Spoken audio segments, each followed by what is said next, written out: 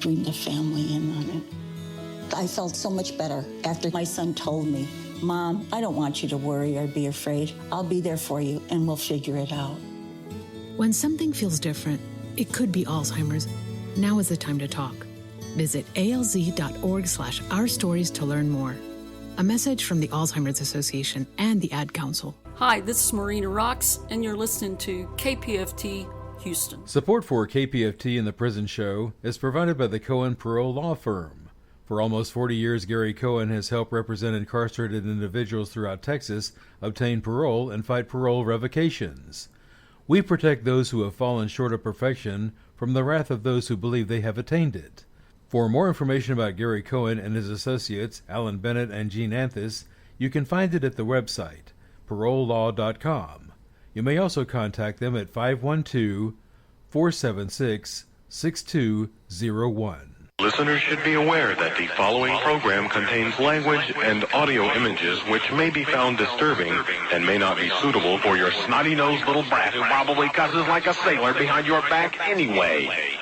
Parental discretion is advised.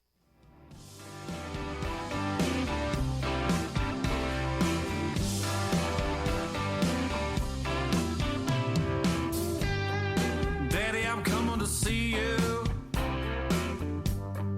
Visiting hours next week. Mama ain't been doing too well, I'll tell you more when we speak. And Billy's loving high school. He's out there blocking for JV. I'm sure he's gonna come around by the time you give a least. Friday night, the inmates go quiet. Listen for a voice they know.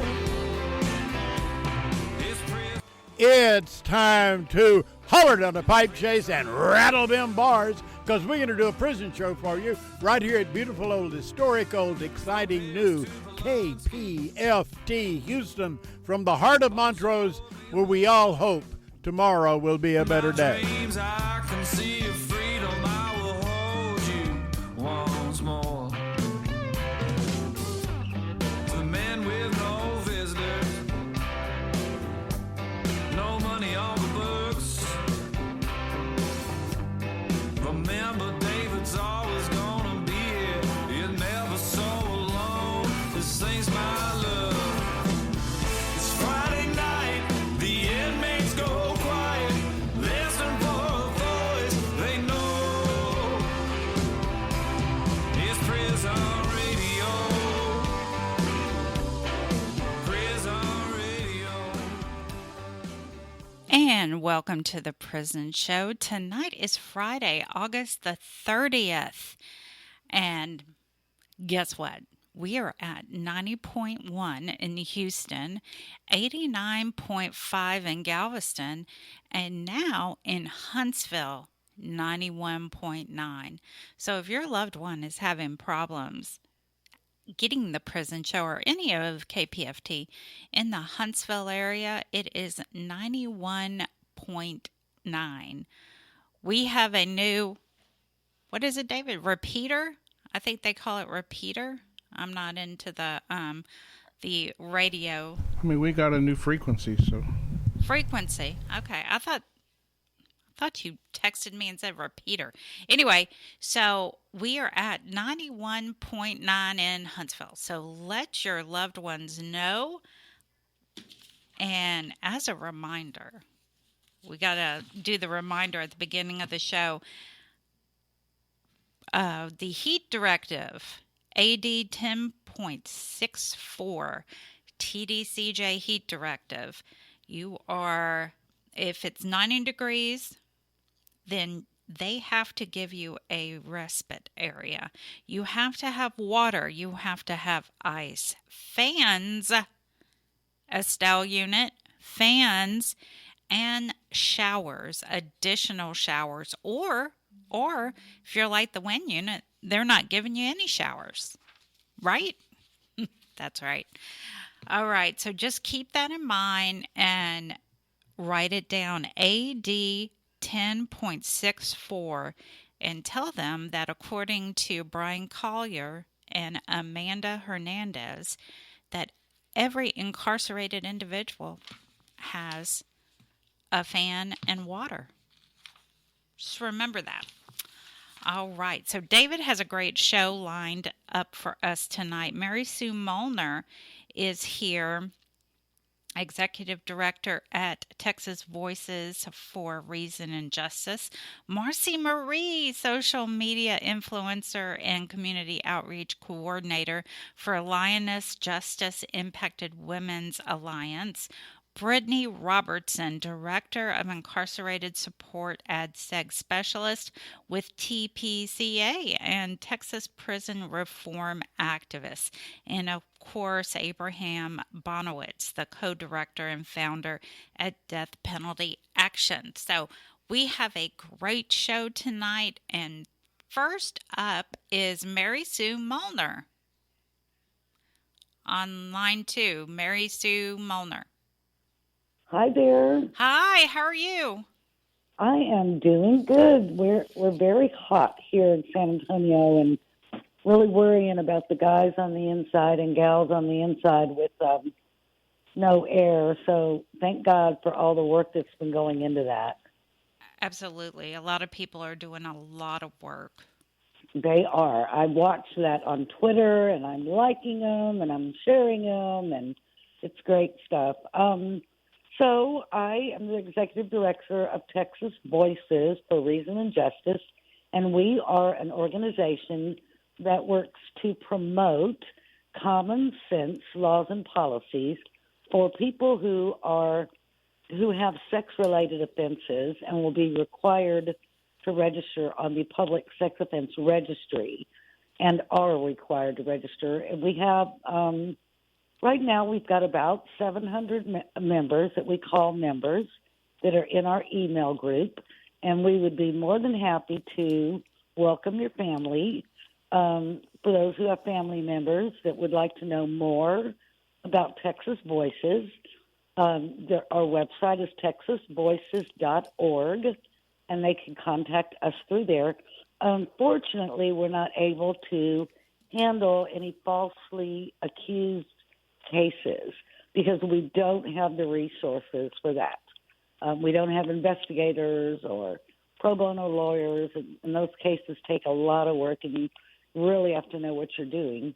But we work against things like some of the conditions and restrictions, totally against residency restrictions, and that's what we've been talking about a lot lately at the Capitol, starting to meet with legislators. It's so difficult because every 2 years there are a slew of new ones. Mm-hmm. And it's like starting all over again, trying to explain to them what we're opposing and why we're opposing it. So it's quite a challenge, but we get it done, and that's what we've been doing already. We're gearing up because early bill filing starts in November. So we're already gearing up for some of the ridiculous bills that we know are going to be filed and talking to legislators, and that's what we do. Now, do you have, lately, Linda and I have been getting a lot of questions regarding jobs for sex offenders. They're having a lot of problems finding a job. So initially, and that was about 16 years that we've been an organization, we haven't, we've tried the best we can to keep a list. We're not really set up to be a job and housing resource. But, of course, we do have a list because when someone sends us info, hey, I got a job here, they're hiring, they don't care about backgrounds, we make a list. Now, the hard part is people are always sending me lists of jobs that they find, but they won't hire someone on the registry. So although they might hire someone with a criminal history, if you're on the registry, they won't hire you. So I do have a list of employers that will hire. So if someone wants to give me a call, or contact us through the website, I will return their call, and I'll give them the list that I have of jobs. I've got quite a few in the job area. Housing is a little more difficult. That has been a nightmare. And, I have a list for housing also. The problem is it continuously changes because one place that might have been approved by parole is no longer approved, or a new place pops up. So it's just constantly trying to go through the list and see who do we have, that's still providing housing. But we're hoping to even get better and better at that because housing is the number one thing that most people need, and then, of course, a job. Have you heard anything else about the school bus stops? We are gearing up to speak out against that at the upcoming Sunset Committee hearing, which we believe will be in October. We did meet with the Sunset Committee staff members, and we left them a bunch of info, and we had a really good long talk about the bus stop restriction. And that is any place that a bus stops to drop off or pick up kids is being denied by parole, even if that bus is stopping at somebody's house. Like here where I live, there's a bus that stops across the street, catacornered, picks up 2 kids, and takes off. They're considering all of that a child safety zone. So if you're going to consider every spot where a school bus stops, there's nowhere to go. Everything is off limits. So we know that there are probably thousands of people that have been turned down because of the bus stop. And we know for certain that there are people right now who could parole out home, their families, if not for the bus stop. And they're waiting to be sent to a halfway house. So, yeah. And then also there's a lawsuit out there on the bus stop issue. So we're kind of hoping to see some success with that lawsuit. Where's the lawsuit out of? It's actually filed by an organization out of New York. Oh. It is a legal group down there that somehow received some letters from some people here in Texas, and they decided to take it on. And they said, do you have any... they said, we've got a plaintiff. We'd like to have 2 or 3 more. I said, I can probably get you 40 or 50 more because there are a lot of people that have been turned down because of the bus stop. So we're waiting to hear. The problem with the courts is that things take so long to get through. And then there's appeals and paperwork and, oh, man. Now, so we're waiting. Do you know which court that was filed in? I do not, because I'm not involved in the legal part, but I do know that it's somewhere in Austin. Okay. It is somewhere in Austin. And so I'm trying to stay updated on it. I email the folks every now and then, but one of the lawyers and asked if there's any updates. They are still waiting on a court date at this point, but they're thinking it should be before the holidays. Oh, okay. So we're really hopeful about that. And, of course, once that is decided, I'll definitely let you know on my next time on, here with you guys. Good. I know people will be asking us, for sure. Yeah, and in the meantime, if you have somebody looking for a job, you are more than welcome to tell them to look at, go to our website, texasvoices.org. There's a contact there. I would give you the toll-free number, but to tell you the truth, I don't have it in front of me, and I'm not at my computer. So we have a toll-free line where you can call and leave a message. And, folks, tell your families about us. Sometimes I think, gosh, it's the family members that really get, a lot of things done and are a big help to us because they don't, when you're on parole or you're on probation or you're on the registry, a lot of people don't want to put themselves out there. But family members are not that way so much. They're more likely to speak out, help us out by talking or emailing their legislators, things like that. And even if they would just like to stay informed on what's going on, that's what we have our email group for, is for me to send out email notices all the time and let everybody know what's the latest news. And they can join that email group if they go through the website? They can. No, actually, they need to contact me first because I pretty much screen who I place into the email group. Oh, okay. You know, I want to make sure that it's not a news reporter or some kind of kook just trying to figure out what we're doing. And so Absolutely. Usually I can tell really quick if it's a family member or if it's somebody that's registered or whatever. And once I talk to them, I tell them a little bit more about Texas Voices, and I send them an invite to get into the email group. And then they're set to go. After that, they'll get every email that I send out. Great. Now, how can someone on the inside write to you, Mary? They can write to us at Texas Voices or TVRJ, whichever is easiest, P.O. Box 23539, San Antonio, Texas, 78223. And that's Texas Voices, P.O. Box 23539, San Antonio, Texas, 78223. All right. Well, thank you, Mary Sue.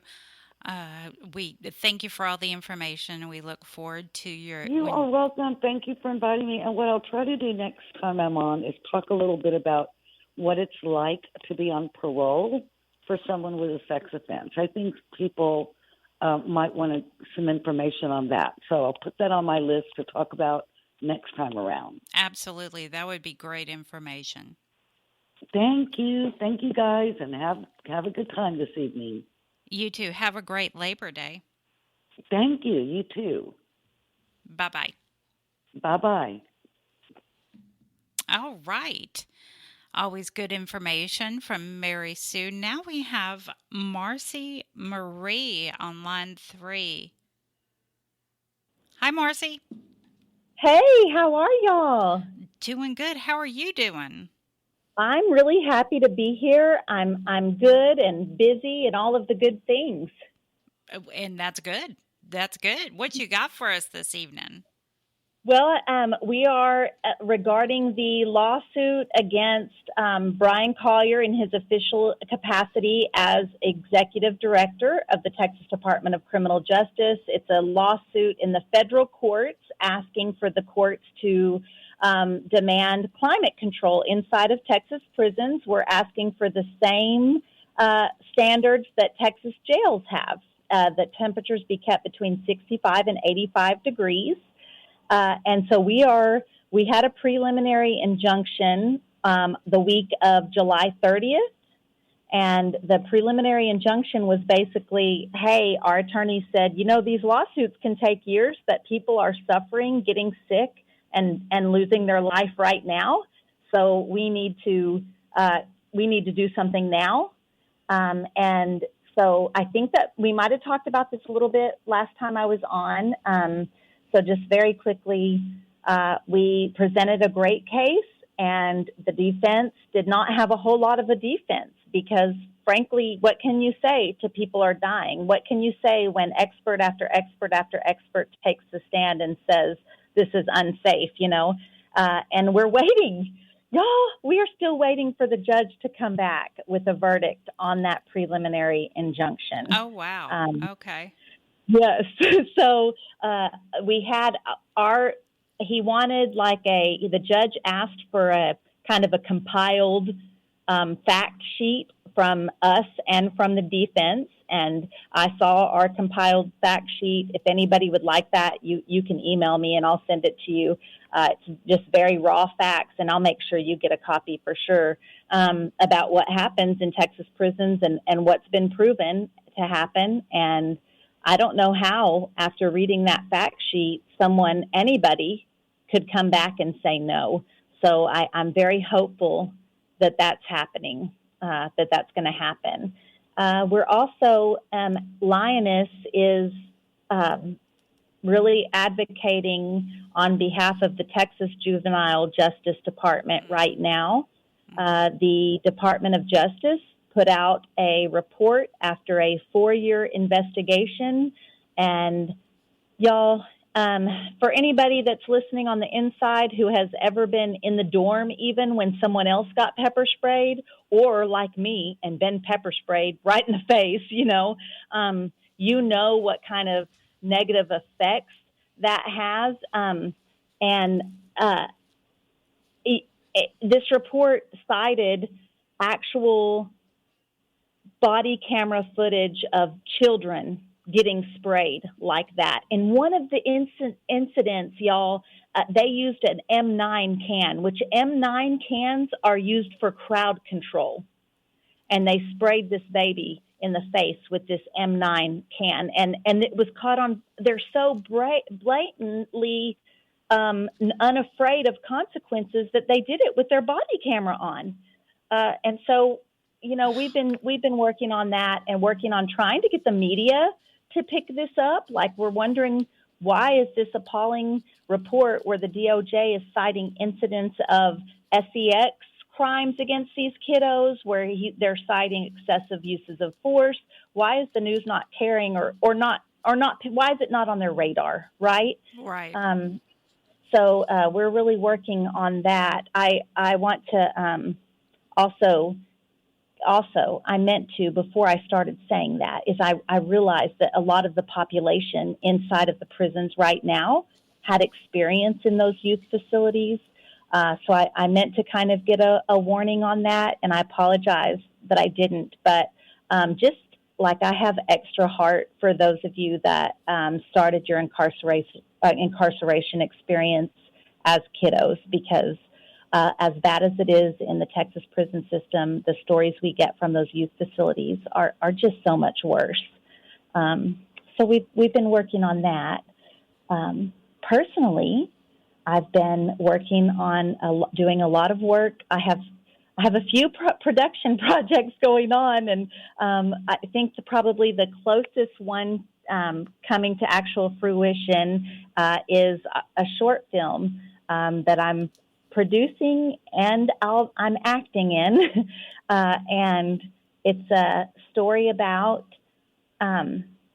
pregnancy inside of prison and what that looks like.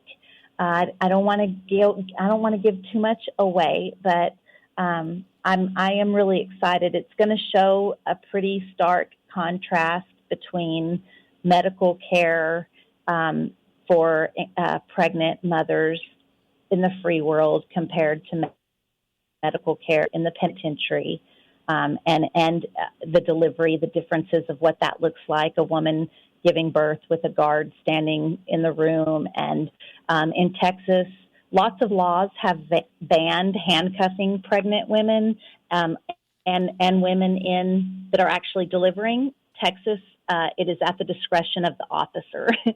So I'm just telling y'all right now, even though I'm not a flight risk, and even though I've never assaulted a staff member during my incarceration, for those of you that may not know, I did 10 years inside of Texas State prisons, most of my time on the Dr. Lane Murray unit. Shout out to the Murray girls. I would have been handcuffed, y'all, because they didn't like me. The same way they don't like me now, for calling them out on things that are wrong. I would have been handcuffed. So it's definitely an issue that's really dear to me, and I'm really excited about seeing that. We should probably, I'm thinking 6 months to finality for that. Oh, wow. That's yeah. quick. Yes, I'm really excited. I am also, right now, we're live on TikTok, and I did pin, I saw a comment from y'all, Cowboy David. I'm going to pin it again because I want to make sure that they're following you. We have about 60 folks watching on TikTok and hearing your show, and we just appreciate the work that you're doing. We appreciate the encouragement you're sending inside. We appreciate everything that you're doing, everything that TPCA is doing, everything. And it just shows when everyone works together how much we can accomplish. Yes, I think that there are and have been some great advocacy groups in Texas doing really good works, and I'm so impressed with so many organizations.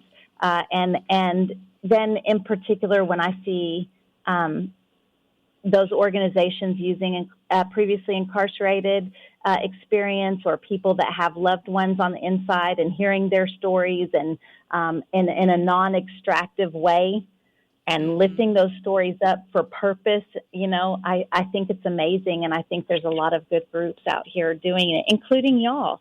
I told my folks on TikTok before I got on here that they need to follow your page, because you all are kind of this hub for all of these advocacy groups. I see you reposting pertinent information from several different groups, and I certainly appreciate you all reposting my work, and that, I think it's a team effort, and I'm happy to be part of the team and proud that you are.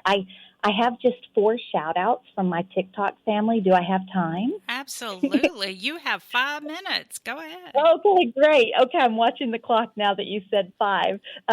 So Dress School Gaffney is on the WIN unit. His mom is with me on TikTok right now. Cynthia sends love to her son, Jonathan Moreno, on the Allred unit. Heidi's mom, Heidi is on the Coleman unit, and her mom is with me on TikTok right now. And then also my TikTok family asked me to lift up the EWAP program. And I'm embarrassed to say I don't know what EWAP stands for. It's something to do with women getting out of prison, but it's a program in the Lockhart unit. And I know people that have graduated that program, and I know people that used to work for that program. So definitely shout out to EWAP.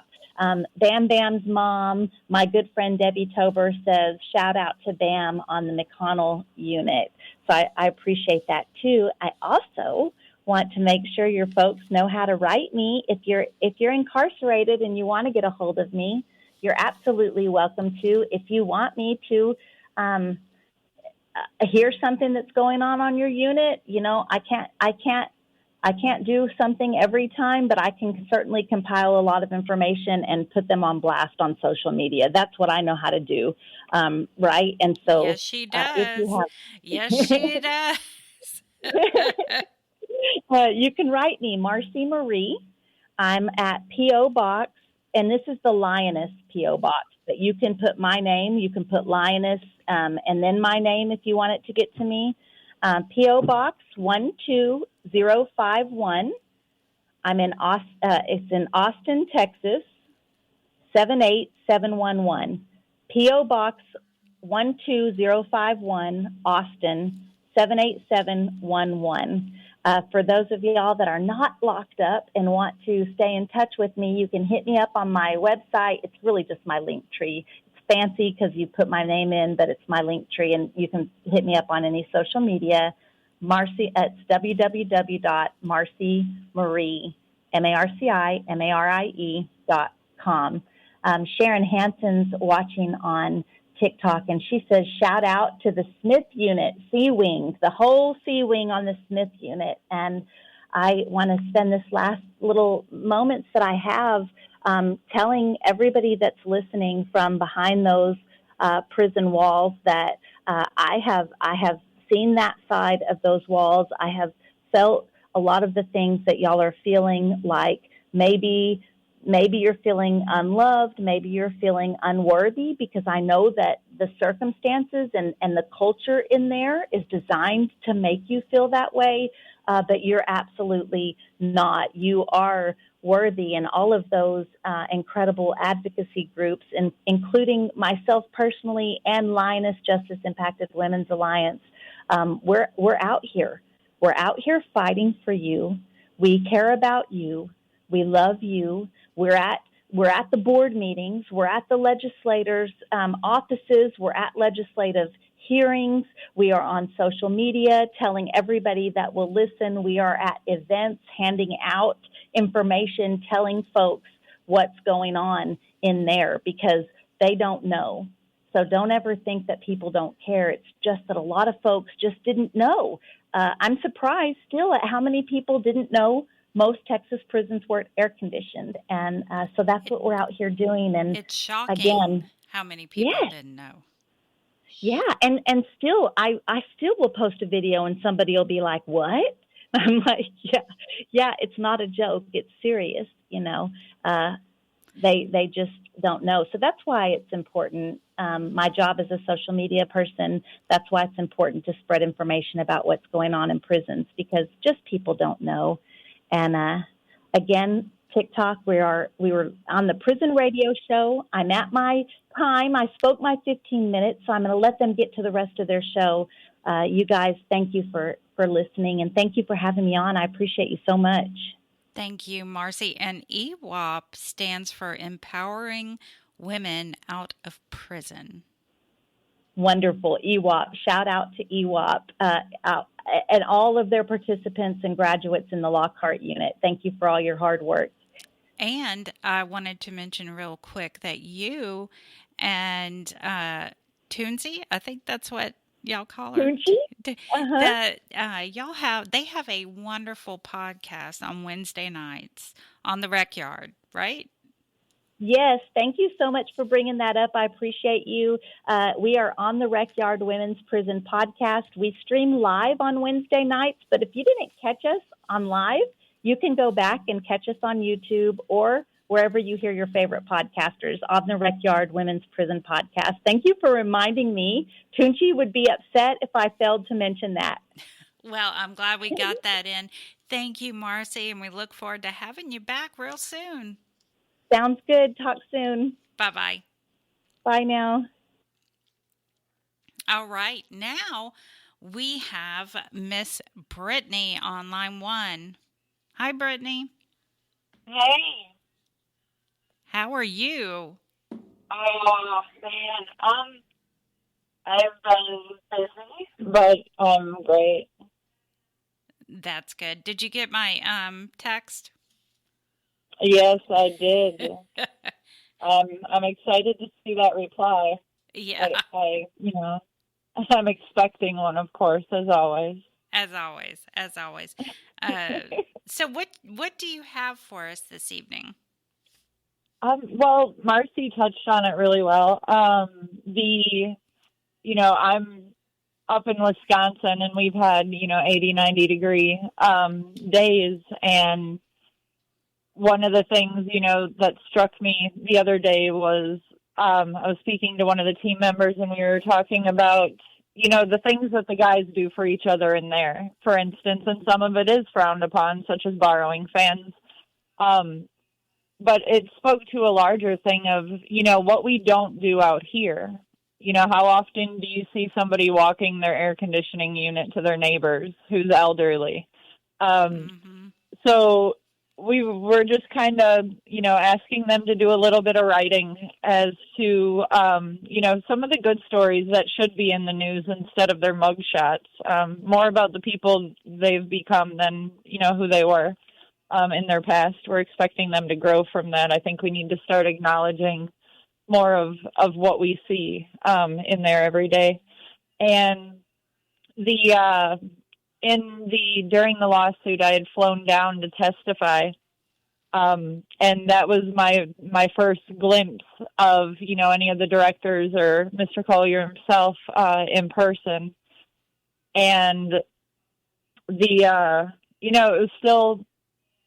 it was interesting to be there and to hear from all these experts, as Marci had said, and, realizing that the way the heat score was set up, in and of itself, I think, was done completely incorrectly. And I think, the judge will make the right call on what needs to be done. And I think it's in part due to, the people who showed up.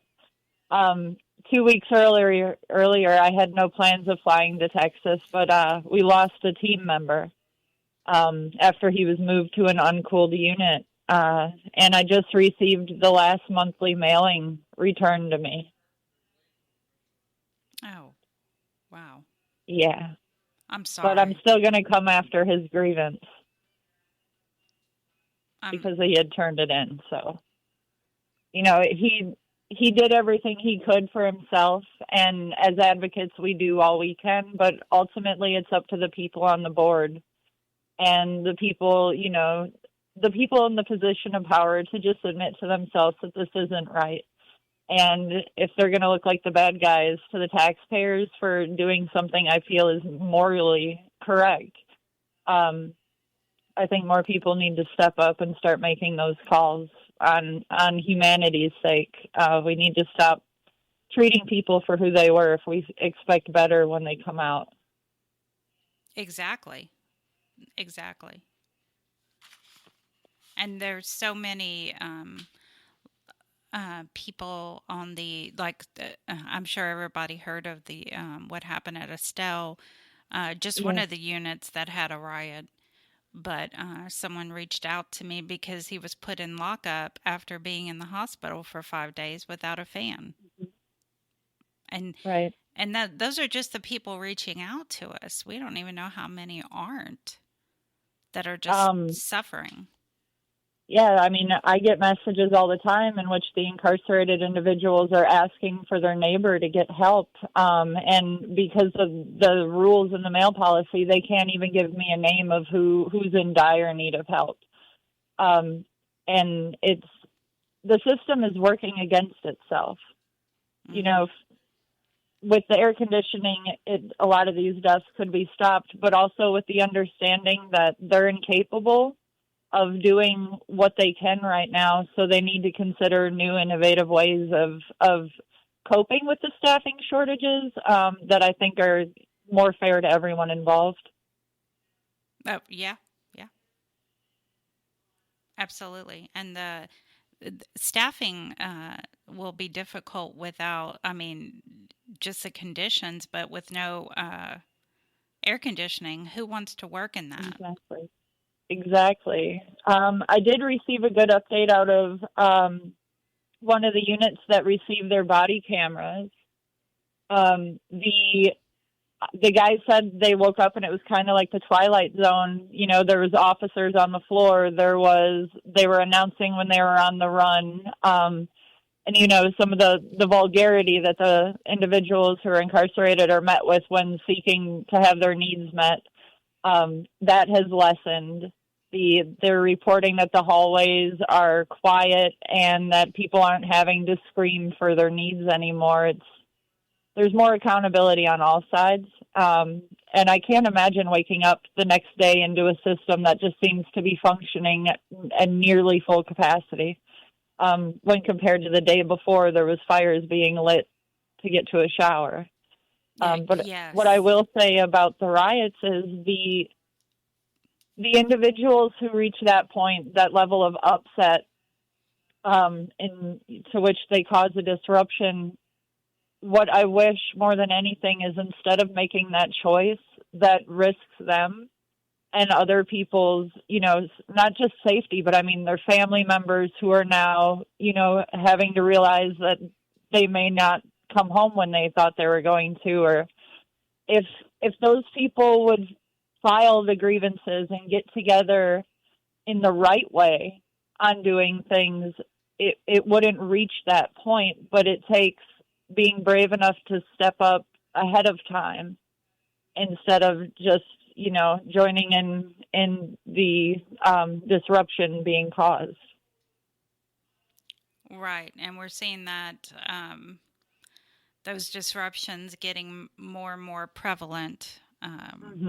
But you're right. You just have to do the paperwork, file the grievances, and of course, like Dr. Amit said, send copies.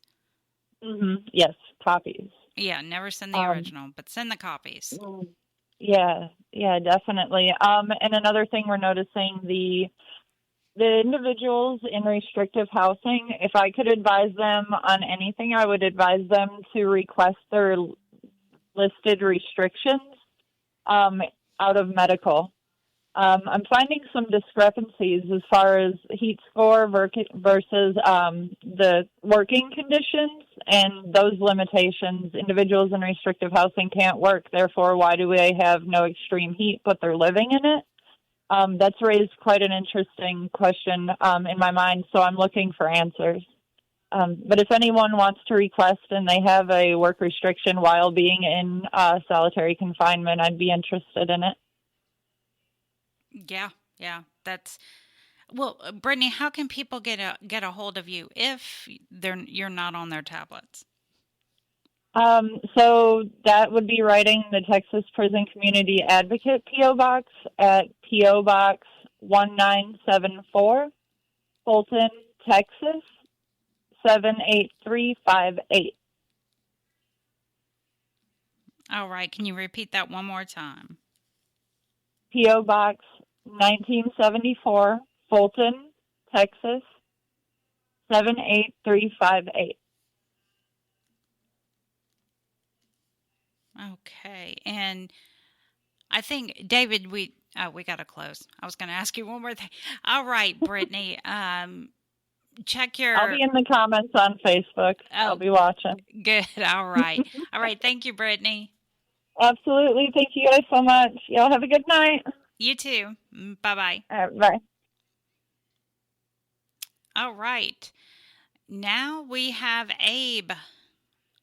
Hey, Abe. Greetings, everybody. I hope it's not too hot down there. Thanks for just doing all that you're doing. I'm glad to be with you tonight.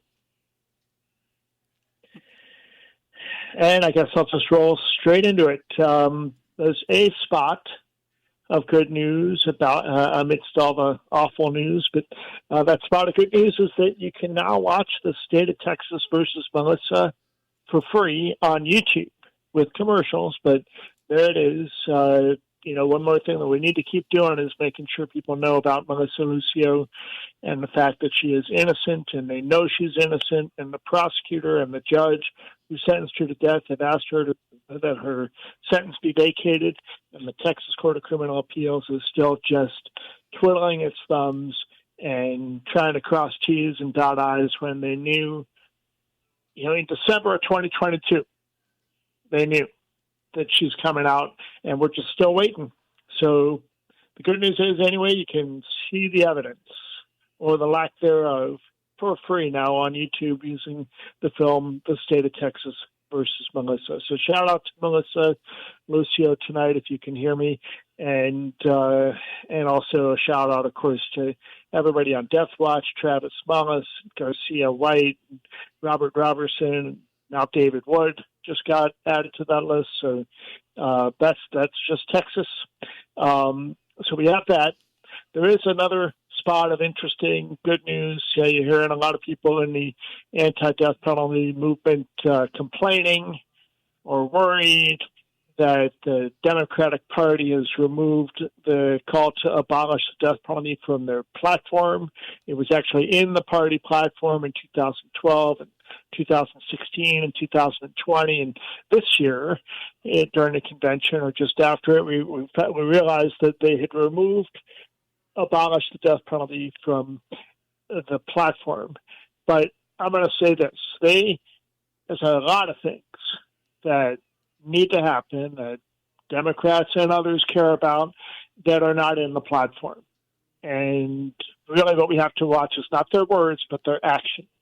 And to me, the action that happened during the Democratic National Committee convention was when Al Sharpton got up there with the remaining 4 out of the 5 men from who are known as the Central Park Five, later becoming the Central Park Exonerated, and they very, very clearly spelled out why the death penalty is wrong and why that's the distinction between the Democratic candidate and the Republican candidate is their penchant for executions or lack thereof. And it was a very, very clear thing that they put front and center in night 4 of the Democratic convention. So to me, that speaks louder than not having a few words in the platform. Would we want to have that in the platform? Of course we would. And it still is also on all of us to urge President Biden to use his power of the pen before he leaves office to commute all of the federal death sentences, federal and military death sentences, before the end of his term on January 20th. So you're going to hear more from us about that, but that's a thing. Now, jumping straight back into our state level executions. Last night they killed Lauren Cole in Florida.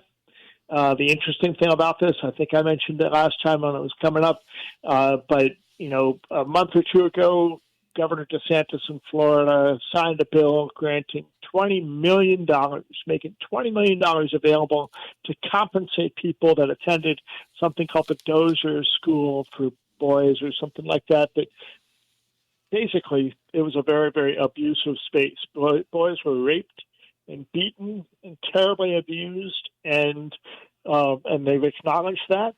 And it turns out that 8 of the people that went to that school ended up on Florida's death row, including Lauren Cole. So they signed a bill for compensation, turn around and set an execution date for one of those guys, and they killed him last night. So that's the most recent execution, and that was the number. And I want to say this clear. I am not suggesting that anybody is a number or should be known by their number, but, the world likes round numbers, the media likes round numbers, and that means that Lauren Cole last night was the 1,595th person to be executed since 1977 in the United States. And what that means is that we're now in a space of counting down to the 1,600 and paying attention to that, and we're going to see what happens. So what's going on about that? We're watching the calendar. The next execution schedule will be the first execution since 2011 in South Carolina.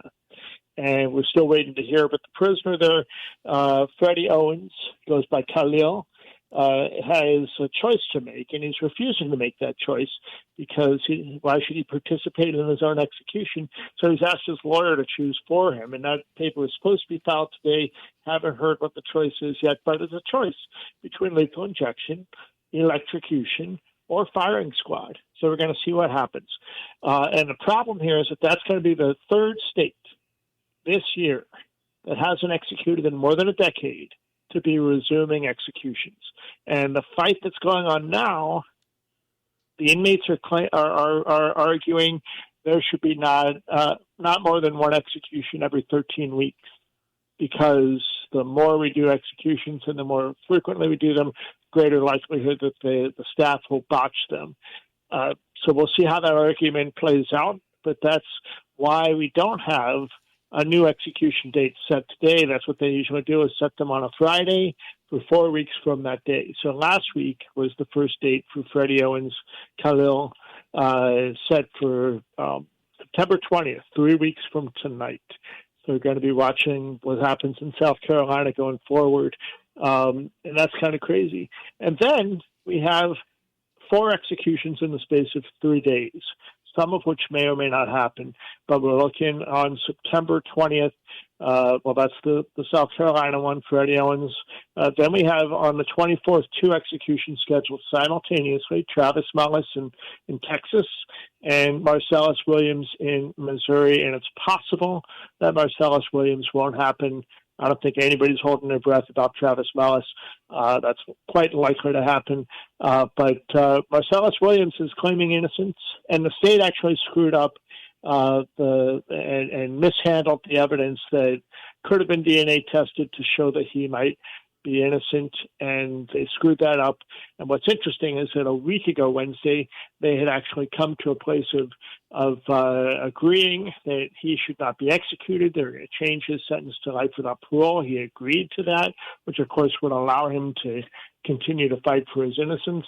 The judge had agreed, and it was all set. And then the state appealed that to the Supreme Court in Missouri, and they reversed it and maintained his execution date. And the Attorney General is continuing to argue that they have more than enough evidence to prove he's guilty. So we're going to see what happens with Marcellus Williams, and that's what, maybe by the next time I'm on in 2 weeks, we'll have a sense of what's going to happen there. Maybe not. Then September 26th, we're going to have the 2 executions on that day. In the morning in Oklahoma, Emmanuel Littlejohn, who has a recommendation for clemency. Just like in Texas, the governor can't act without a recommendation from the Pardon and Parole Board. Emmanuel Littlejohn has it. So we're asking people to call as soon as Tuesday hits and the office is back open, we're going to be pushing for phone calls to Governor Stitt, and also there's time for letters and emails and all that. So watch for that action to ramp up a bit next week. And then maybe he'll get clemency. Governor Stitt has denied clemency in all but one of the cases where it was recommended. And that was for Julius Jones. And of course, not a lot of people realize this, or know this, but the reason he got clemency was not because Governor Stitt had any sense of compassion. Instead, he got a warning that there would be riots, that there would be violence in the streets from the community if he had been executed. That's why they stopped that execution. And made sure in his commutation language that Julius Jones should never be freed and blah, blah, blah. Anyway, the other execution on that day is Alan Miller in Alabama. And Alan Miller was it's almost 2 years after Alan Miller was on the execution gurney, and is another one of those failed executions where they tried to execute him. They couldn't get an IV going. They had to send him back to his cell with all those holes in him and having been cut down and all that, and they couldn't get it together in time. So now he's coming back up, and that's going to be the next gas suffocation execution in the country. And we're going to see what happens with that. But what's really awful is that his lawyers are in a space of all they can try to do is make sure that it goes smoothly. So they've argued to make sure that he has a proper fitting for the mask that they're going to use to suffocate him. Not should he be executed at all, not should gas be allowed at all, but can we just make sure that he gets a sedative? And it's kind of, it's off-putting. The next guy scheduled for execution using gas is in November, Kerry Grayson, and his lawyers are fighting about gas suffocation execution. So it's a puzzle. It's a puzzle.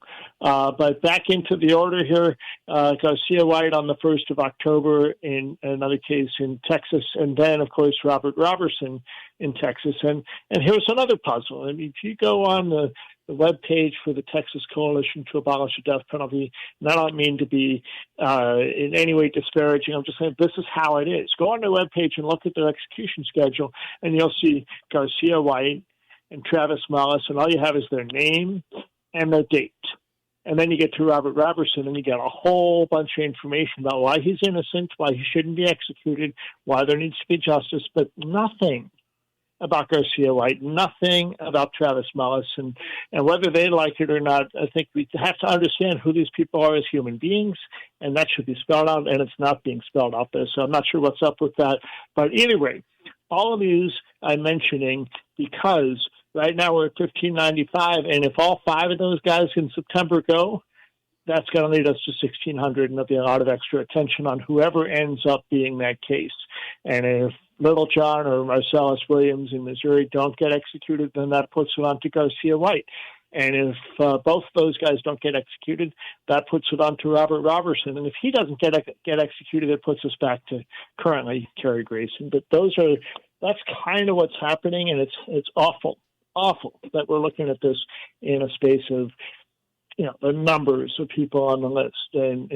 But we're in a space where executions are spiking. And again, we're in South Carolina, 3 weeks from tonight, will be the 3rd state this year to try to resume executions after more than a decade without them. So those are the things I have for us tonight. I'm sorry. I want to note that for those of us with access to the internet, you can find the petitions. I put a bunch of links in the chat and on the Facebook page. If you go to our webpage right now, it's a little bit screwed up. We're working on that. So it looks weird, but everything works, and you can find all these petitions there. So that's at deathpenaltyaction.org. And, of course, you can write to us at P.O. Box 89 in Ghent, G-H-E-N-T, New York, 12075. I'll repeat that, P.O. Box 89, Ghent, G-H-E-N-T, New York, 12075.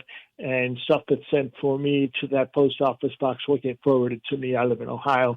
But in any case, I hope y'all can stay cool. And thanks to everybody who's been on already tonight for your good work, and everybody that's listening. And any questions? When are you going to be down in Texas, Abe? I do not currently have a scheduled plan to be in Texas, but I can come when somebody asks me to come. But I do have what we're planning right now is a trip that's going to, we might be doing this, we'll pull the trigger on it next week. There's a company that makes these gas masks that they're using for executions in Alabama, and we're looking at doing some action out in front of their headquarters up in Connecticut sometime mid-month, and then going to work our way down to Alabama. That's where I'm going to be that week with all those executions. And I will get back to Texas one of these days. I'm going to try to make sure that I'm in Houston on one of these Friday nights when I can actually come and be in the studio with you all. But otherwise, we'll see you all online. And thank you again, Dani, and everybody for being out there, Gloria, and everybody, and Shavas, and Julie Rinker is going to try to be back there outside the prison on the 24th when they killed Travis Mullis. So sorry I can't be there in person, but we're going to keep bringing the world to you through the magic of the internet. All right. Well, thank you, Abe. You have a great weekend. You too, and everybody again. Prayers for you. I saw the chat in the chat about people got ant problems in their cells, and I wish there was a magic wand that I could wave to grant you relief from the heat and the ants and the awful conditions. And people are praying for you. I can tell you that, for all the good it does. Have a great weekend, everybody. You too.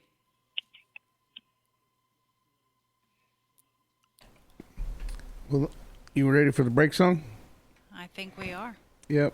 Hey, Dennis, this one's for you, buddy.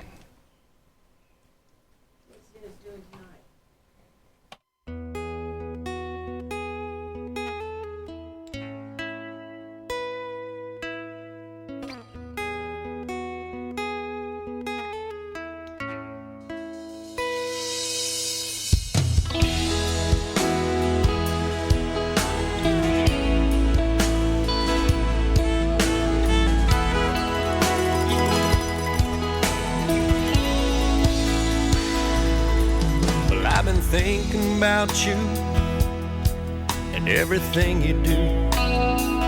You're a dream come true.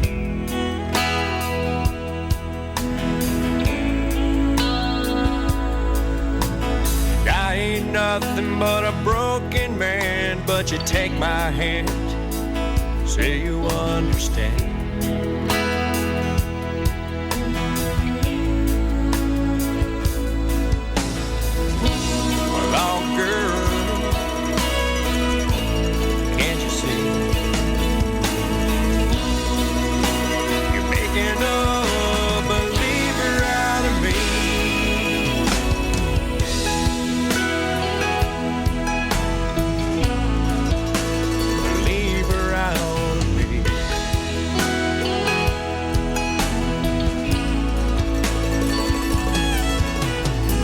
It's time to say that we're on our way. It's a brand new day.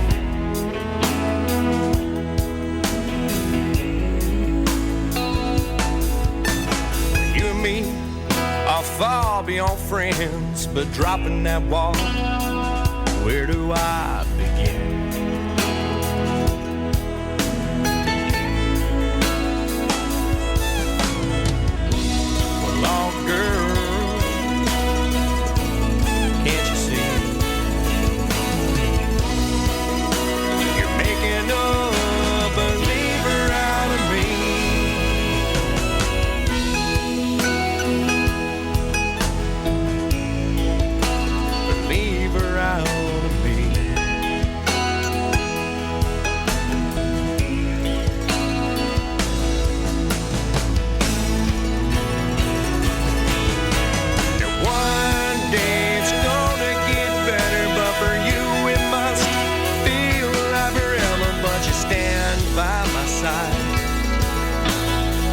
Tell me it's gonna be alright, and then you take my hand and look up at me.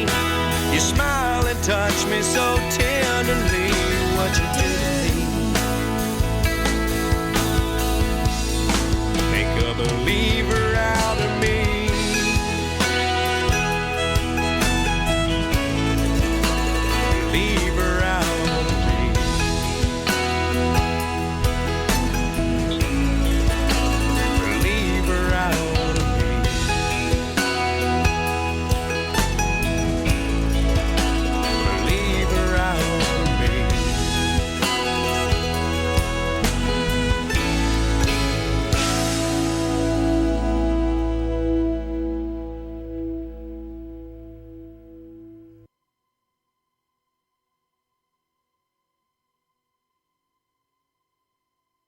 You're listening to KPFT Houston.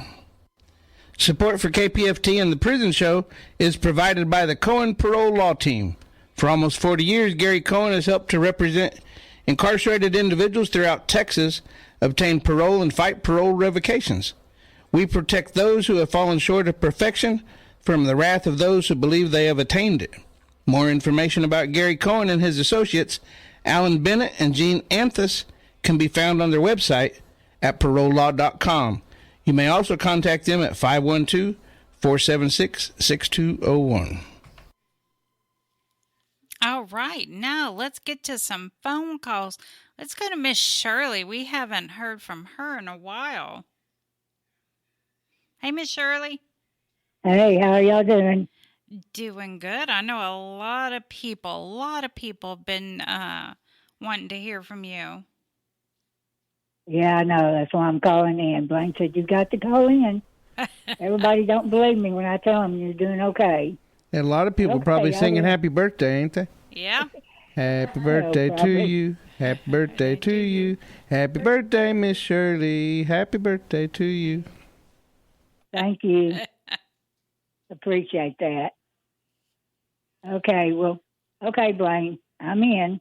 So, I hope you're doing okay. And have sweet dreams. And I want to tell all of y'all that Blaine was telling y'all the truth, that I am okay right now. So, I want to thank all of y'all for taking care of Blaine. Big Will, Beto, and Jeanette too. Eric, Mark, Mayo, Rodrigo, Jeff, and all the rest of you. I appreciate everything y'all do for him more than y'all know. So I just want to let all y'all know that I'm okay for right now. And Blaine, I love you, and you keep your head up, and we all pray, and hope you have sweet dreams tonight. And hopefully you got a good movie going on tonight too. So I love and miss you. So hopefully, till I talk to you tomorrow, I love and miss you very much. And I love you other guys too. So, and thank y'all very much. And thank y'all too for letting me get through. Well, thank you, Miss Shirley. I hope you have a great weekend and celebrate your birthday. I am. I'm at my brother's. They're having a fish fry, so. Oh, good. Yeah, so it's my birthday, my nieces, and my brothers, 3 brothers, and a nephew. So we're having a big old fish fry. Well. So I'm up here. Eat some for us. Okay, I will. All right. Thank you, Miss All Shirley. right, thank y'all. Bye-bye. Thank you. Bye-bye. All right. Now we have Carmela on line 1. Carmela? Can you hear me? Now I can. Okay. I guess it's my phone again. I'll take it off speaker. Is that better? Yes, it is. Okay. It's been a while since I've called. I've been having problems with my phone, but hopefully it'll work tonight. I'd like to make 2 shout-outs. The first one is to Marcus Mullins at the Holiday Unit. I think he's still there. Hi, Marcus. I hope everything's going good for you. I hope you're staying cool and hydrated, and I hope things are working out for you. Just take it one day at a time and do what you need to do. Keep your head up and keep yourself in prayer, and just do what you need to do. I hope you're out soon, and you have a wonderful weekend and a restful Labor Day if possible. Please stay cool and hydrated, and know that you're loved and thought about.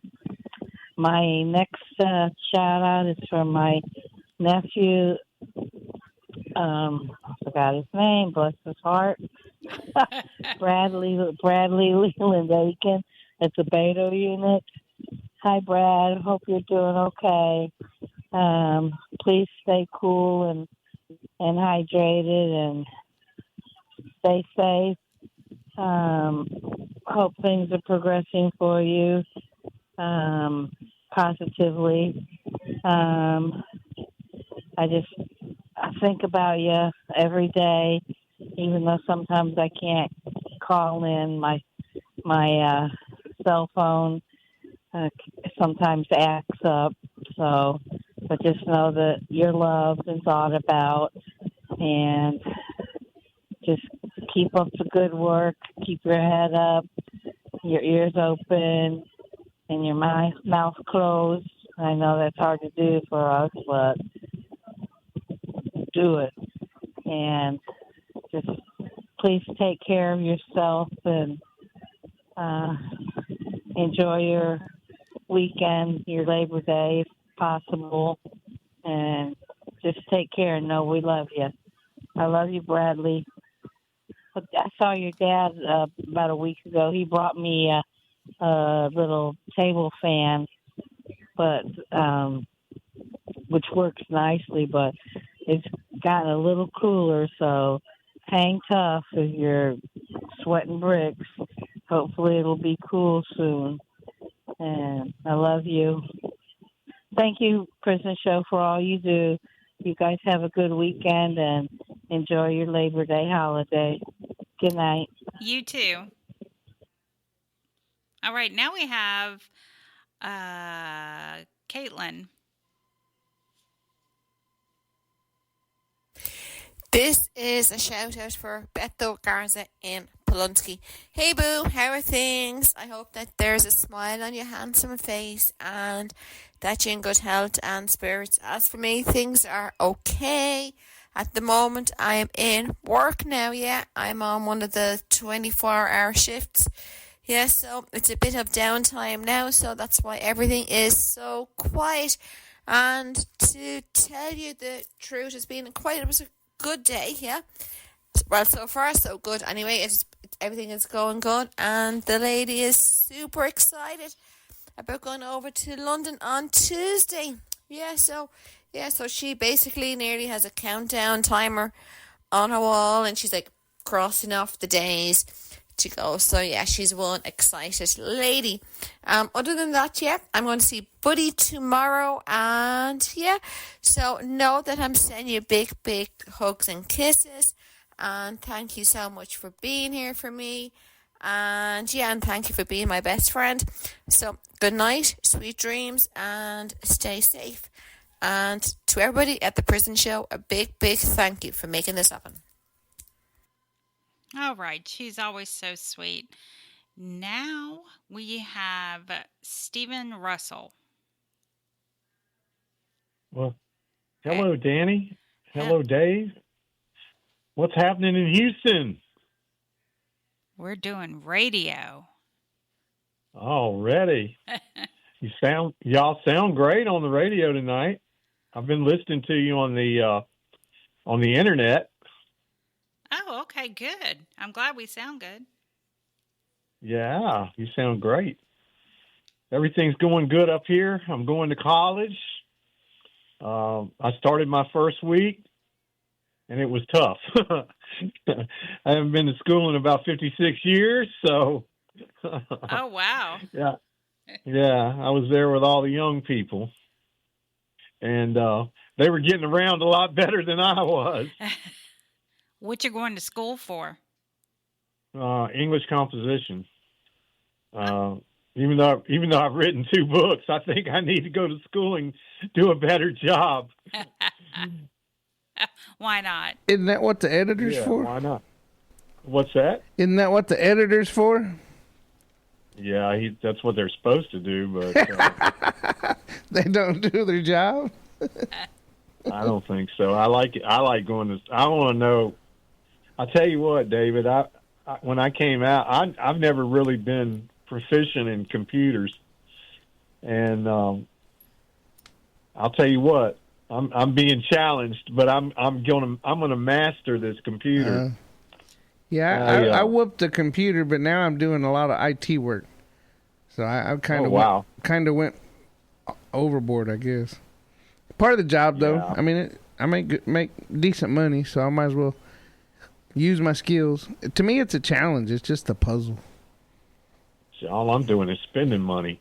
It's expensive out here in the free world. Yeah, it is. Yeah, it is. A hamburger and a French fry and a Coke for $10. Oh, that's cheap. I paid $12 something today. Oh gosh. Yeah. Must have been a Whataburger.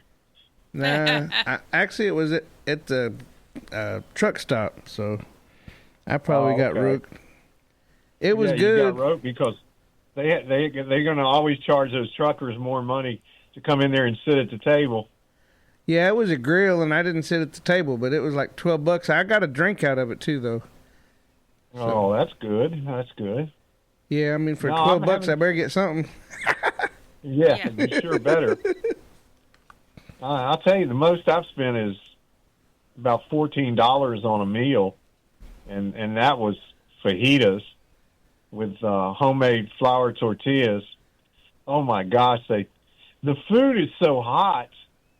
When I say hot, I'm talking about warm. Yeah, not spicy. Burn your mouth. And after eating TDC food and the Bureau of Prisons food that's always served cold, I didn't know how to act when I finally got this hot food, and I'm just loving every minute of it. I used to have to put it in my hot pot when I was in Ad-Seg. So it's a lot better out here, man. I'm doing great. Well, be careful with everybody. The pizza. Yeah, well, that's something I don't eat. I'm allergic to cheese. Oh, what? Miss Linda's trying to convert me into eating cheese, but I told her if she can't eat pork in Houston, she can eat pork in Wortham, but she's going to have to eat her cheese in Houston. So that's the way it's going to be. She's not going to ever convert me into eating cheese. That's wrong on so many levels. That's what he thinks. Just wait till I get to the doctor. I'm going to get him some pills. Oh, yeah. I had a nice little trip to Fairfield today. Texas 99, KNES Fairfield. Anyway, Linda had a cat jump on her from the cat was up on top of I went into the ranch. Let me tell you this story, and then I'll shut up. I went to the ranch to visit David and Linda in Wortham. I get there, and she has the most delicious meatloaf and garlic mashed potatoes and tossed salad with fresh vegetables, and I ate 3 helpings of it. David looked at me like, oh my God, I can't afford this guy. So all 3 of us, after we had lunch together, we all go in the living room. David sits in one recliner, I sit in another recliner, and Linda sits on the couch. The next thing you know, all 3 of us were sound asleep. And we're talking about a weekday. And I told him, I woke up about 5:30, I guess, and the news was on. So I watched the news, and I said, I've got to go back to the halfway house. I got to get there before it gets dark. I can't drive at dark. And then we all started laughing because we're 3 old people having fun together. And I'm going to tell you, I have a blast with David and Linda. They are the best friends you could ever imagine. Well, she was telling me what she's cooking for you on Sunday, so I may hop on over there making. Oh my God, Dani, that's another favorite of mine. I hadn't had a home cooked meal in 28 years when she made that meal last week. It was absolutely delicious, and she's the cat was sitting on top of the china cabinet. And all of a sudden, that cat jumped down from the china cabinet, landed on Linda's head. Now, Linda's, asleep. And she did not have some kind words to say for Milo. But it's the biggest yellow tomcat I've ever seen in my life. So then she sends me a text and says, I'm bringing 5 more this weekend. And then I get another text, and now it's up to 7 more. So I don't know where she's getting all these cats. I guess she's going around the neighborhood and trying to pick them up off the streets in Houston and bringing them up to Wortham. But we're having a blast up here, and I'm going to get down there to Houston sooner or later. Y'all just have to be patient with me.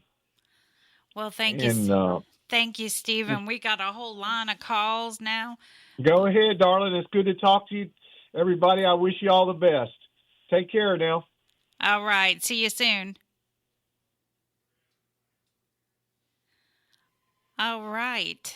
Let's get to who's been on there the longest? Manuela Freddy? Oh, Manuela. Okay. Hey guys, from the prison show. I want to say hi and thank you for everything you do and to make this possible. Our shout outs to our loved ones in the prisons.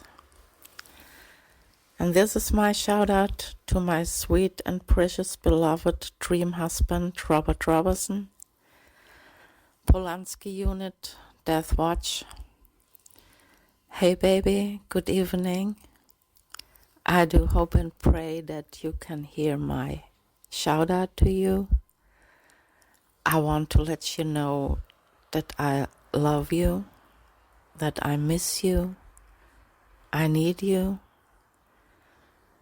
and I want you, baby, and only you, because you are my world and you are my life, and you always and forever will be. I'm always thinking about you. I miss you. I miss your voice. I miss your wonderful blue eyes, your handsome face, your jokes, your laughs. I miss everything. And I can't wait to see you soon, baby. I don't count the days because I read that brings not that what it should bring. I wait the time so I can fly to my baby. I wish I could take you in my arms and give you my biggest hug I can give. I do hope and pray that you are good and as well as you possibly can be at these times, in these hard times. As for me, I'm alright. I'm so good and as well as possible at these times, baby. One day more, one day good, one day not so good. I think that you know what I'm talking about. I think it's the same with you, my love. I have to tell you so many things, and I will wait if we see in person. I want to say that I love you and look into your eyes at this time. I want to say it in person, and I would like to show you how much I love you, baby. Well, here's everything is all right here. It's quiet. I'm off today from work, but tomorrow I have to go back to work, and I will write to you your messages, my love. I got your messages today, and I'm very, very, very grateful and happy for this. And I want to say thank you for everything you do for me to make me happy and smile. You do always. If I hear your name, or if I'm thinking about you, the most time I have to smile because I'm so happy and grateful, proud and honored to have you in my life, my love. I love you, I miss you, and I need you, baby. You know. Well, my love, I want to say good night now to you. I do hope and pray that you will sleep well, with sleep, sweet and blessed dreams, my love. Please never give up, my sweet and precious husband. Please never give up on nothing. Our dreams, goals, wishes, and prayers. Don't give up, baby. And I will never give up on you. I never give up hoping, praying, trusting, and believing. Good night, baby. I love you, I love you, I love you. Good night, baby. Sleep well.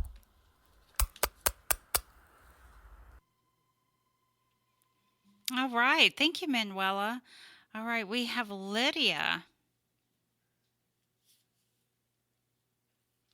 Hey. Hi, Lydia. Hi, Dani. How are you tonight? Doing great. What about you? I'm doing good. I was getting hungry there. They were mentioning so much food there. I know. Yeah. And he said it was delicious. I'm sure it was. But I said, okay, I'm getting hungry here. But I just want to give a shout out to my son, Beto, and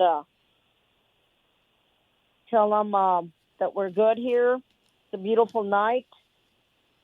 Just a beautiful night tonight. It's we thought we were going to get some rain, but no, there was no rain. I think there's rain for next week, supposedly most of the week starting Sunday. And we're supposed to get rain Monday and Tuesday for sure. That's what Tim Smith said, so I believe him. But it'll be rain most of the next week.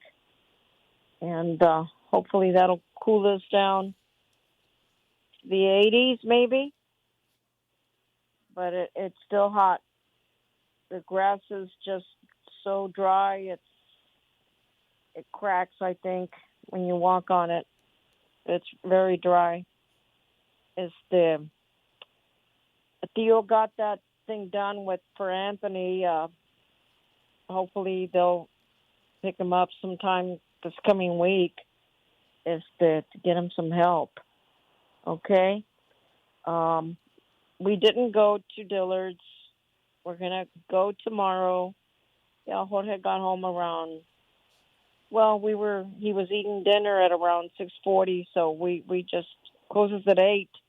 There was no reason to go, but we did go to Freddy's and have custard, and it was not a good experience. I actually complained. The custard was all runny.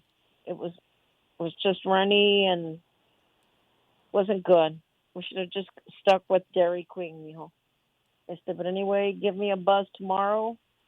If they want to say my hellos to the guys, to William Spear, Jeff Pribble, Rudy, Juan, Eric, Lane, Artie, Moises, Roderick, Mark, and a special hello to Robert.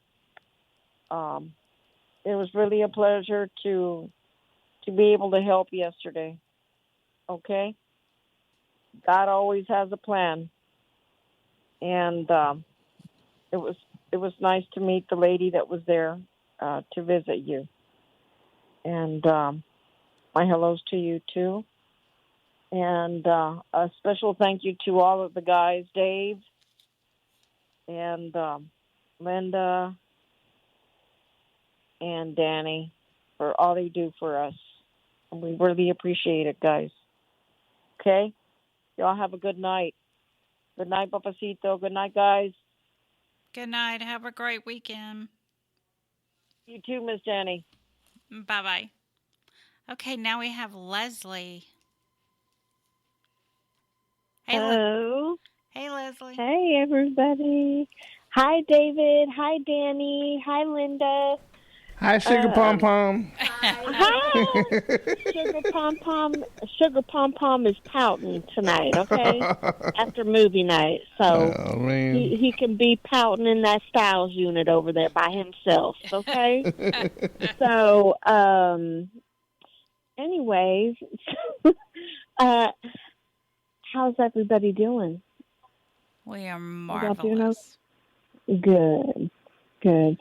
I was off all day today, and I just kind of chilled and. I'm off all day, every day. Yeah. Must be nice. I'm not talking about that kind of off. I'm talking Oh, about like throw it off. Oh, throw it off. Throw it off. Yeah. Okay. Throwed off Yeah. is what he meant. Yeah. Yeah. Today I thought it was Saturday, but no, it's Friday. Thank goodness. What's new here? So I don't think anything is new over here, but anyways, I'm just babbling on. I will see you Sunday, Dani. Yes, you will. Yeah, Leslie. Yeah. Well, good night, everybody. Happy Friday. I don't really have much to say, but I still love my Sugar Pom Pom, even though he's on punishment right now. Well, good. Mhm. Good. I'm glad. You got to punish him every now and then. Absolutely. Yep. All right. All right. See you Sunday. Good night, you guys. Okay. Bye. Bye. Bye. Okay. Now we have Mike. Hello, this is Mysterious Mike Lewis doing his shout-outs for the prison show. Here's my shout-outs. The guys at Texas, Guy Alexander, Jamie Cuppett, Stephen Russell, Stephen McGee. Shout-out for Philip Perez. Lucy and Michelle want me to do a shout-out for Paul. Shout-out for Jovan, Matt, Thomas, Ed, Adam Wilkerson. Shout-out for Oz. Shout-out for Haas. Shout out for Aaron Vasquez. Shout out for Keith Money. Tasha wants me to do a shout out for Payday. Shout out for Curtis Robertson. Shout out for Blaine Milam. Shout out for Bill R. Sims. Shout out for Raymond Lee Cart. Special shout out to Clarence Lee Bowman.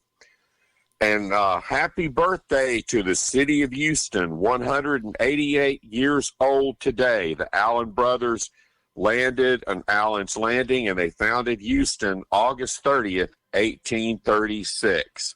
And now back to the prison show on KPFT, the Mighty 90. Adios. Adios, Mike. She said she put ranch dressing on it.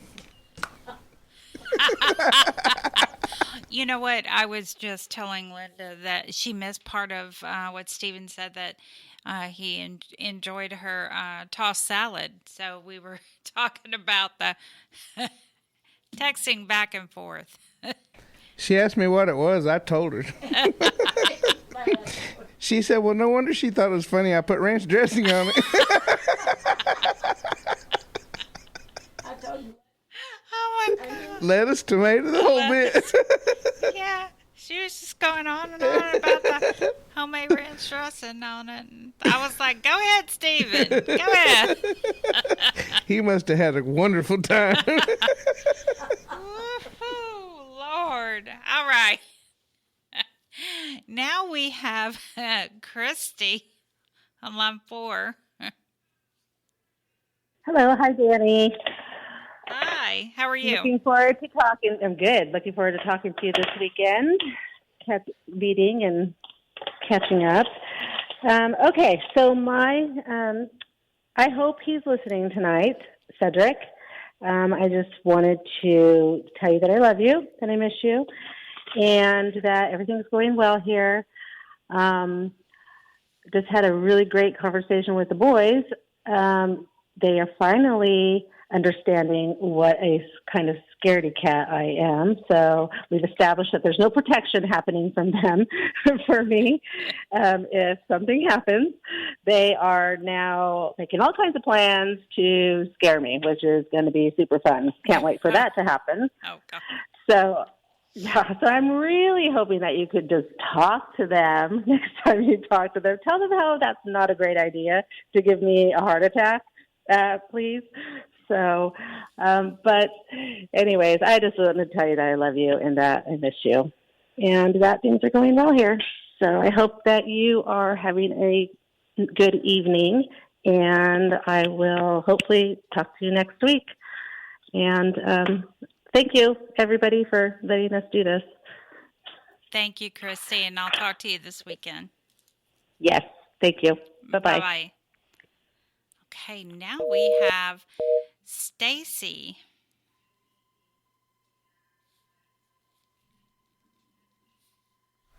This is to my husband, Sporty Black at Wainwright Unit. Hey, sweetheart, this is Wifey, kissing you, our soothing, tuck you in. Sleep easy, letting you know the girls and I are safe, trusting we got our earlier whispers, letting you know all is well, and I've did some mad work on the machine. Yeah, I gave some love to Contag, and had AP retee the T's. And then I also posted the VP Post article on all the platforms. Oh, and we heard from Mark Lamont. He commented, so I'll let you know what he says when you call tonight. I've one more VP Post article to place on the weekend. It's been a nice day here, but I hear distant thunder in the background. The girls are behaving. Mimi is snoring as we speak. Sleep with sound PM. Just missing us. Oh, we got a court listener. It's been a minute, ain't it? And we'll speak on it with our whispers. Yeah, baby, it's just another day out here missing us. Boo, be safe and tough. You know you got me. I'm out here all yours. Stay focused and calm. I love you so deeply, Sporty. Mwah. Take care, baby. Mwah. I love you so much. All right, now we have Freddie. Hey, Freddie. Let me say hello to my brother James Dudley over there at the Wallace Pack, and really everybody there, man, all my friends that I left behind. Y'all keep your head up, and Darrington, Plymouth, all the units, ladies units too. Big shout out, man. Stay with God, stay strong. What can I say? Get ready so that way you won't have to get ready when you come out here. I'm over here in Denton, Texas right now, taking a CDL course, and should be testing out Wednesday. And it's been hot over here. No rain, no shade, no nothing. Anyway, they got this new premier truck driving school over here by the Lone Star Tower, brand new racetrack they got over here, man. It's beautiful over here, man. I wish I could live over here in this area. But that's about it, guys. Y'all keep your head up. I need to get some rest because I got to get back on the range tomorrow and practice some more. Get ready for my test on Wednesday. And that'll be all, man. Y'all be good. Keep your head up. Thank you, Freddie. You have a great weekend, actually. Have a great weekend. I am. I'm going to stay in this motel room and rest and get ready for Tuesday. So y'all have a good weekend too, David and everybody else there, man. Thank y'all for what y'all do, sacrifice your Fridays and stuff. And I'll be in contact with you, David. All right, Freddie, you be careful. I will. Blessings. All right. Now, I have some articles that before Linda and I do our shout-outs, I found this funny, David. The Harris County Jail got a certificate of compliance. It has found that from August 12th through August the 15th, they were in compliance with the Texas minimum jail standards. Harris County Jail. Hogwash. Exactly. I thought that. I was like, "Are you kidding?" And they got this nifty little certificate. Yeah, well, TDC does the same thing. They take the officers and they make a union thing out of them, and then they go around and. Oh yeah, yeah. What's that thing called? Yeah. Yeah, that thing. That thing. I know what you're talking about. Yeah, they do it every year, and then they call them up before they get over there, and they spend like 2 days, and they clean the place up and paint the place. Paint. And then, Oh yeah. Yeah. Absolutely. Also, our one of our Facebook peeps, TDCJ Troll, he's been posted, and we know this is true. Well, it's mugshots, but a lot of officers, some wardens, I still, well, the latest one here, Sergeant, I'm sorry, it's a correctional officer. His name is Evan from the Gibb Lewis unit. Another officer from the Telford unit. These people, now the Telford unit officer was arrested on possession of child pornography. And then the one from the Gibb Lewis, that officer was, of course, arrested for bringing things into the unit, as most of them are. Then we have one at the Stringfellow unit, prohibited substance, and civil rights person in custody. I'm not sure what that means. But she was from the Wynn unit. So, shout out to TDCJ Troll, because he is, man, he's given some info. I would have never known about the, when was it, last week, the inmate found high in a ditch at the Memorial Trustee Camp. I wouldn't have known about that. Neither would anyone else. Did they know what he was high on? I didn't know. But, and you know what, it shouldn't be funny, but, high in a ditch, he was in a ditch. Come on now. In prison. In a prison ditch. In a prison ditch. And then, of course, we have the Jester 3 warden. He was arrested on driving while license was invalid. Now, I gotta say that he's a very good guy. He does some excellent, and even the incarcerated people at Jester 3, they give kudos to him too, or at least the people I'm in contact with. So, not his license was just invalid. I've probably done worse than that. I've done that several times. Yeah, you have. Now, there's a lieutenant from the Clemens unit, assault on a family member, choking. Man, it got down. Okay, choking a family member.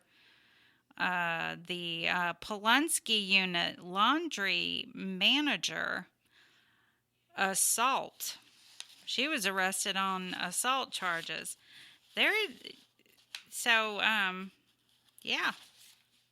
Got a lot of that going on, and we got the TDCJ Troll is making it happen. That information is getting disseminated amongst the masses. All right, Linda, do you have some shout outs? Yes, I do. Okay, I want to do some shout outs. Robert Robertson, Robert Satterfield, Robert Solis, Lucky Ward, Ronald Haskell, Gary Green, Franklin Davis, Micah Brown, Jaime Cole, Blaine Milam, Paul DeVoe, Marcus Drury, Pete Russell, Will Spear, Kerry Allen, Britt Ripkowski, Larry Hatton, Bill Sims, Iron Thunderhorse, David Wood, Walter Sorto, Gregory Allen at the Dieball Unit, Bill Sims, Curtis Robertson, Midget Titan, Paper Cup, and Sugar Pom Pom. Hey, Sugar Pom Pom. You know what? Yeah, he's something else. Leslie is too. No wonder he's mad sitting in the jail. We all keep calling him Sugar Pom Pom. Probably. And you know what? Sunday I'm gonna yell it from across the room. All the way across the room. Sugar Pom Pom. He's gonna be like, "Oh no, you didn't." All right, now I have some shout outs. Daniel Ramirez, it's always great to get your emails. And to one of my best friends, Farron. Hey, Farron. Robert Solis had a great visit with you, so big shout out to you.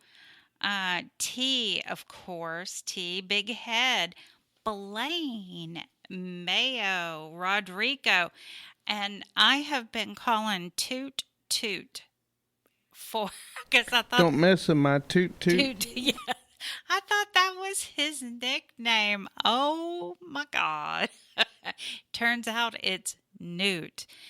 Why someone didn't tell me that his nickname wasn't Toot? What the... Let me say, I thought that was his nickname. So Newt Leroy, and a big emphasis on Michael Ferguson. Michael Ferguson. Was that good? Was that good? Larry at the Huntsville unit. Kenneth Decker. Joel White. How you doing, Joel? It's great talking to you earlier. Leo Willis. Joe Don, Chucky, and Jay at the Win unit. Bull at the Estelle unit. Paper Cup and Midget Titan at the Estelle unit. And Joshua Glaze, I hope that I was told that you got your fan, so hopefully you did. And of course, Rexalicious, and CJ. Big shout outs to y'all. Great big shout outs. All right, now I think we have another call, and she's putting it all in caps. She wants you to hear it. Jason Wysong. How you doing, Jason? Hello, Dani. Hello, everyone. I'm doing well. How is everyone? We're living the dream, man. Right? Absolutely. So as for me, I've been actually business has kind of picked up for me with my resource guide on the side of a lot of the family members have been reaching out to me. And actually, some additional news on that. I did receive a additional guide focused on housing all over the state, and I just received that from the Austin Reentry Center. So again, I'll go ahead and put my contact information. If anyone is interested in more information about different transitional houses all over the state, there's about 400 in this new guide that I just got. So a lot of good information. So if you are interested in receiving more information on that, you can reach me at my name, Jason Wysong, spelled W-Y-S-O-N-G, by the way. And that is P.O. Box 131412, The Woodlands, Texas 77398.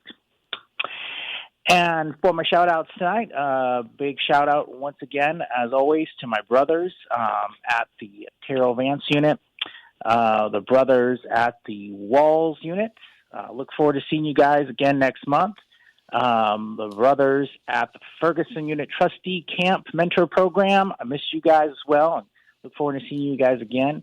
And for the good brothers at the Ellis unit and that participated in the Kairos reunion last Saturday, another great program with you guys, and always look forward to that. And for my mentor moment of the night, my mentor moment is this. I'm sure that you guys are used to having people put labels on you and tell you what you are or what they think of you. And I say, don't ever let anybody tell you who you are or what you are. You show them who you are. And who are we?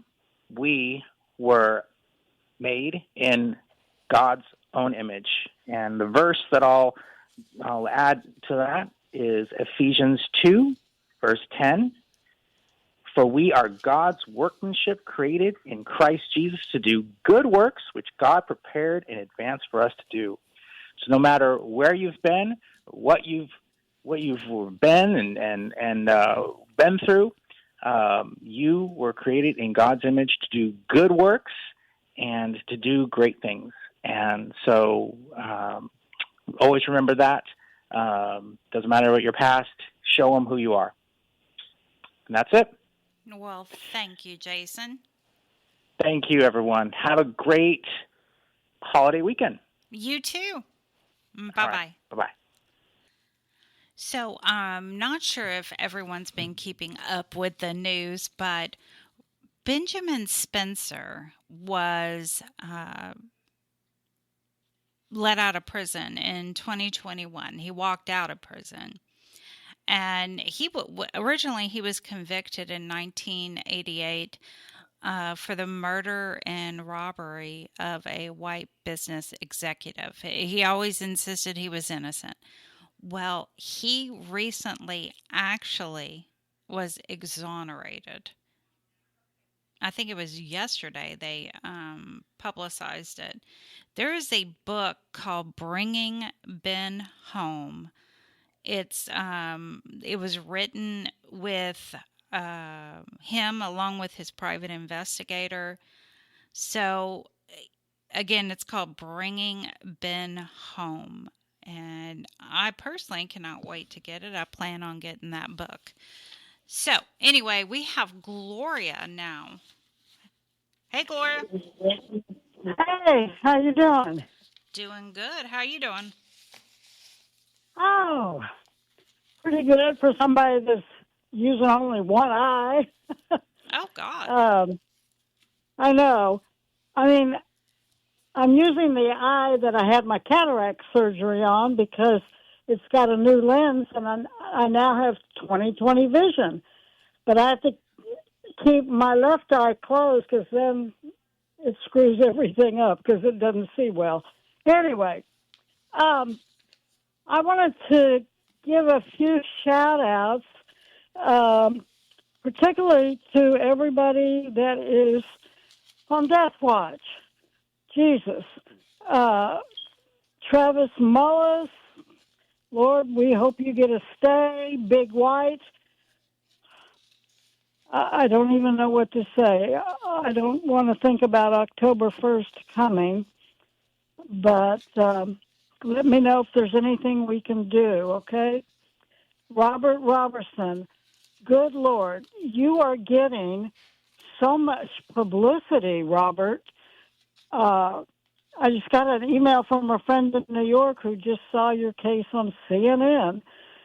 So I am just hoping that all of the news coverage that Robert's case has generated, and this whole, there was no crime. Robert, you should not be on death row. There was no crime, period.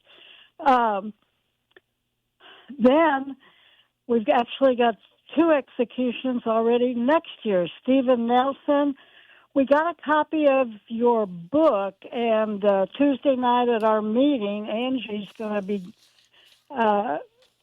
giving us a report on your book and reading. I think she said it was both poetry and prose. So anyway, we'll be talking about your book.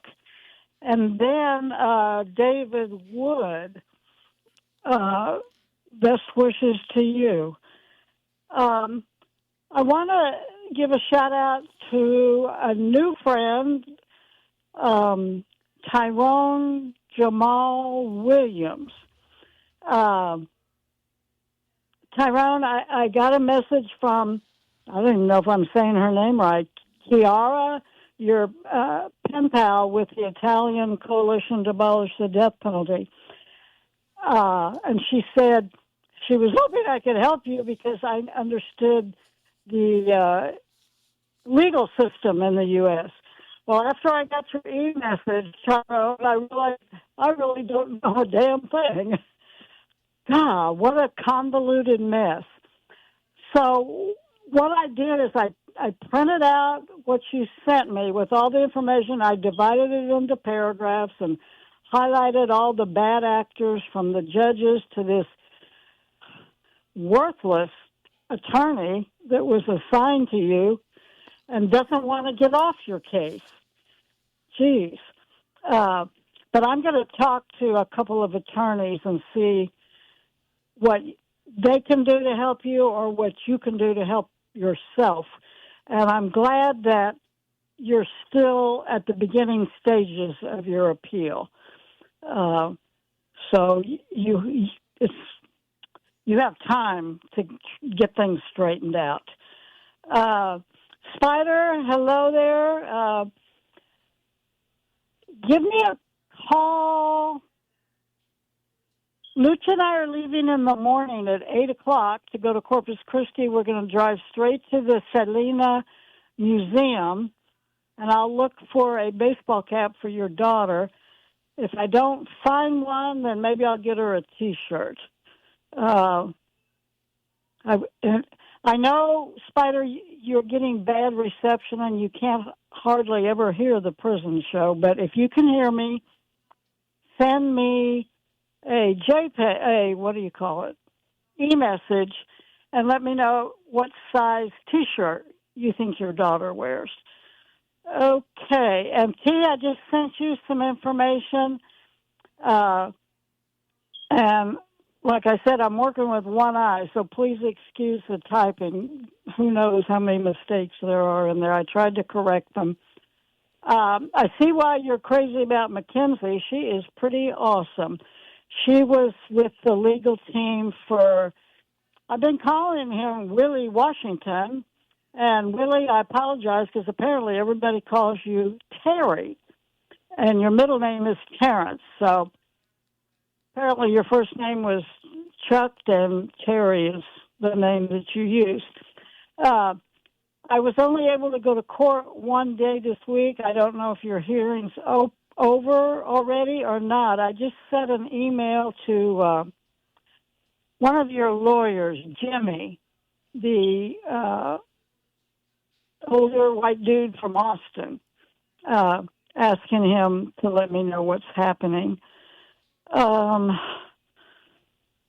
guess that is it. To all my other friends, hello. I send my love. August has been a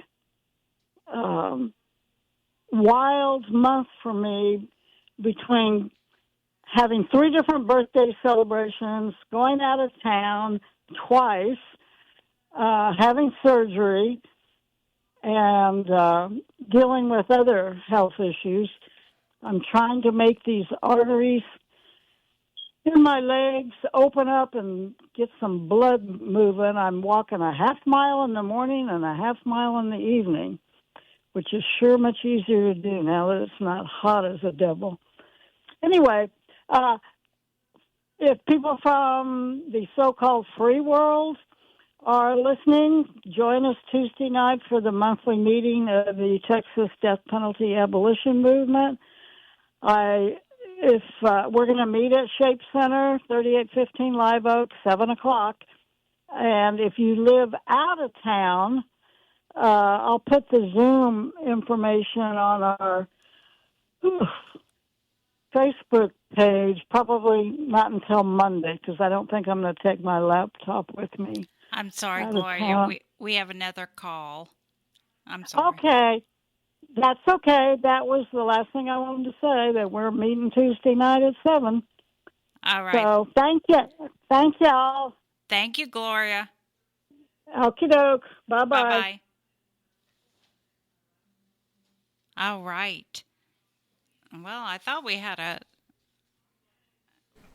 No, it's White Wolf calling in. Okay. Well, we do have A shout out to all the incarcerated individuals from TPA, Texas Prisons Alliance, and hugs to the incarcerated women. We love you, and we are fighting for all of you. And of course, a big shout out to JoJo from Elizabeth Weber, and to all the field ministers on all the units, but especially to Orlando, and to Mark, aka Two Black, the field minister at the Robertson unit, and the peer support counselor at the Darrington unit. That is from Elizabeth Weber. Cool. Great show. Great show. And of course, remind everyone about the heat directive. You need water. You need fans. And you need to go get some respite. Yep, respite. And fans and showers. And So they have 2 fans now, right? they can if they have the electrical outlets for them. Yeah. So you got to sacrifice a radio for a fan. Yeah. Or a hot pot for a fan. Yeah, I don't know too many of them's gonna do that? sacrifice the hot pot. But Gotta have coffee. Absolutely. Now the showers, the wind unit, I know the wind unit's having some issues. Nazario, we're working on that for you. Working on it. So Gloria says she forgot to shout out to Nanan Williams. So Nanan, hey. Hey. It's about that time. It's been a really good show, but I wanted to let everybody know that DJ Rico Black's coming up with the Houstonians. He's going to be jamming the Houstonian radio show. We're doing some techno music and house music. And I was putting the stuff up last week, and I was in there jamming. It's catchy. It's real catchy. The old redneck leaves out the window whenever I start hearing that kind of music. It's kind of But y'all stay tuned for DJ Rico Black. I'm sure he's sneaking in the back door on us right now. And we're going to get on out of here. It's a long weekend for us. We hope that you guys can get a little bit of rest and relaxation on this Labor Day weekend also. Have a great weekend.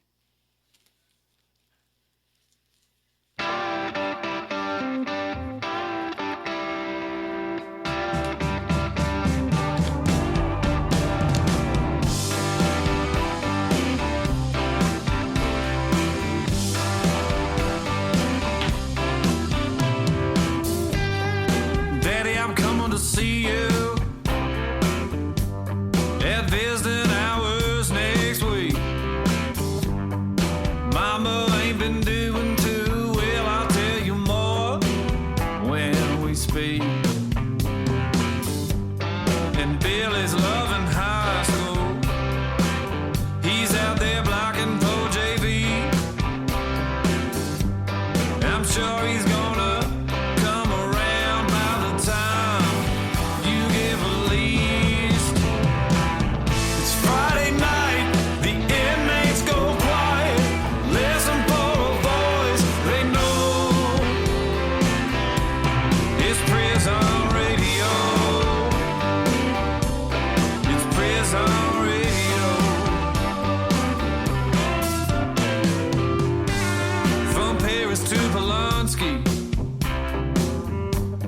Bonjour.